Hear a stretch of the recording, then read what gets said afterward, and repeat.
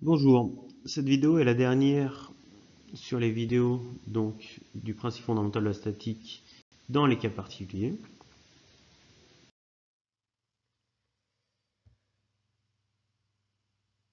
Un dernier cas particulier est le cas où les trois glisseurs sont parallèles.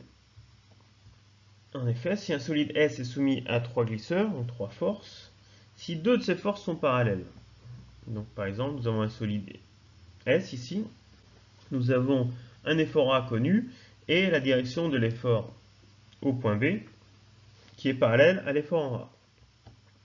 Si nous écrivons le terme de la résultante statique, nous voyons bien que l'effort en C, qui sera l'opposé de la somme de FA plus FB, sera donc porté par la même direction.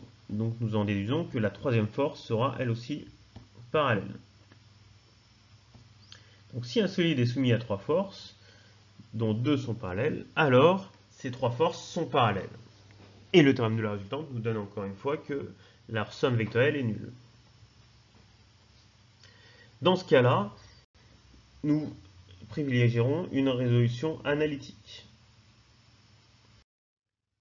Pour déterminer les normes des actions en C et en B, nous pouvons utiliser le théorème du moment statique en C', qui est en fait la projection du point C sur la droite perpendiculaire à FA passant par A, et donc écrire que la somme des moments en C' est égale au vecteur nul.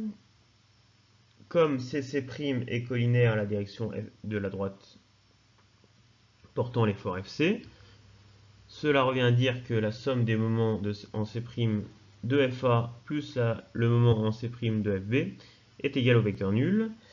Si l'on prend uniquement la composante sur l'axe orthogonal à notre plan, puisqu'on est dans un système plan, et que l'on projette donc ces vecteurs, nous en déduisons que le bras de levier, donc C'A fois FA, doit être égal en norme au bras de levier C'B' fois FB. Cela nous permet en fait de faire une construction graphique en utilisant la propriété donc des triangles avec le théorème de Thalès.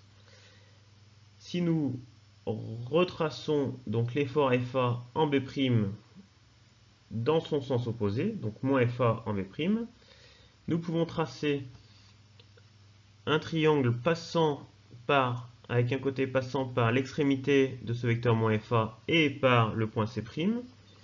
Ça nous permet de tracer donc deux triangles dont un côté est en fait AC' et C'B', et les autres côtés seront donc moins FA et FB, puisque FA sur FB sera donc égal à C'B' sur AC' au vu de notre équation des moments. Donc ça nous a permis de déterminer l'effort en B.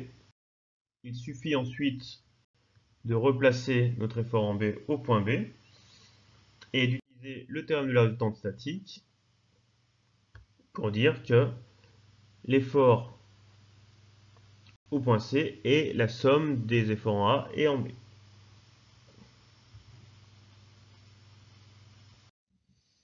Voilà pour cette vidéo donc sur le cas particulier d'un solide ou d'un groupe de solides soumis à trois glisseurs parallèles. Donc dans ce cas-là, on privilégiera donc une résolution analytique, donc par les équations.